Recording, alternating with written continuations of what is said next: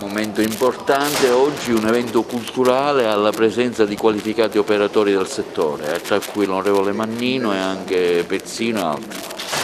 Prendiamo spunto da questo mio romanzo per raccontare 100 anni di storia dell'Italia e 100 anni di storia della Chiesa. I personaggi che ho descritto all'interno del mio libro, in questo romanzo, sono personaggi reali, da Pio XII a Papa Bergoglio, e i suoi collaboratori, tipo il cardinale Tisserand, il bibliotecario del Vaticano, il cardinale Cicognani, che è stato segretario di Stato di Paolo VI, il cardinale Tardini, tutti uomini che sono realmente esistiti,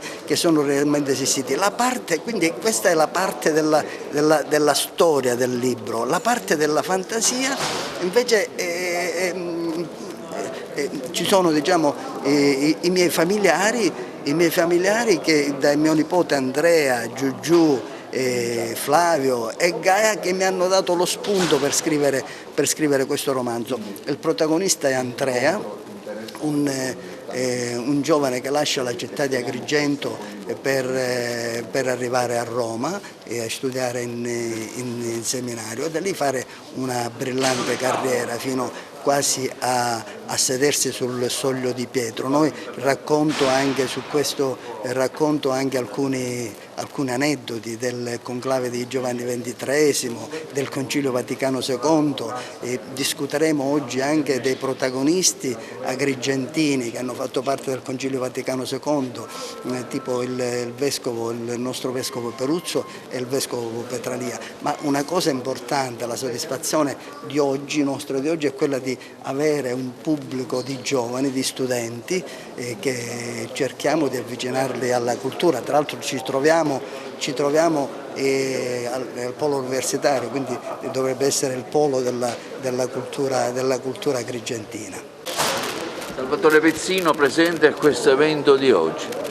L'incontro di oggi utilizza come pretesto il libro di Andrea Cirino, perché da questo libro trarremo degli spunti per sviluppare un dibattito su quelli che sono stati alcuni passaggi fondamentali non solo della vita della Chiesa, ma che si sono collegati anche con passaggi della vita sociale e politica del nostro Paese, naturalmente con i collegamenti dovuti al nostro territorio. La presenza dei ragazzi è molto stimolante, perché a loro vorremmo consegnare la memoria di spazi e anche di tradizioni che nel libro vengono approfonditi dall'autore.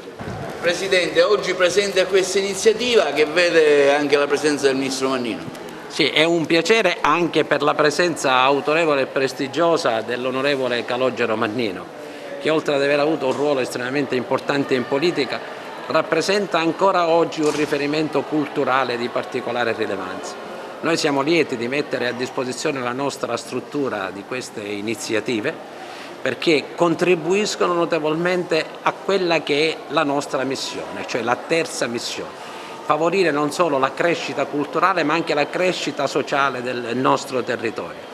Che ben vengano queste iniziative, noi confermiamo la nostra disponibilità e siamo particolarmente lieti di dare seguito anche in questo al mandato statutario.